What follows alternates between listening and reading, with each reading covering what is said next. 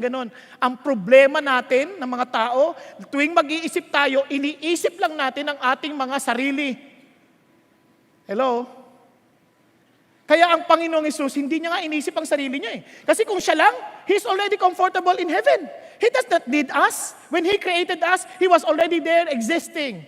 But He created us. Na tayo pa yung nagkamali. And yet, He was not thinking about Himself. He was thinking about us. So He came and died on the cross for you and for me. Kaya ang lungkot. Kaya sabi ni Jayon Kim, isa siya nagsulat ito ha.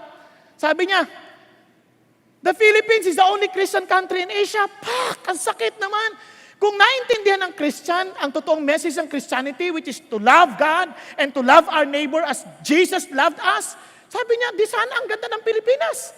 But the truth is, despite the fact that we are the only Christian country in Asia, we do not exemplify the love that Christ wants us to tell the world because we do not love each other. Hello? Andyan pa kayo? Hindi ko kayo pinapagalitan ha, kasi naalala ko sabi ng anak ko, Papa, pag pinapagalitan mo ako, hindi kita pinapagalitan dahil hindi ako galit sa iyo. Minamahal kita, kaya kita sinasabihan. Magkaiba yun. Nagkakaintindihan? Yung motibo ko, pagmamahal. Kung galit ako sa iyo, dapat hindi na kita kinausap. Galit ako eh. Nagkakaintindihan tayo. Ganon din ang gustong paunawa sa atin. Now listen to this.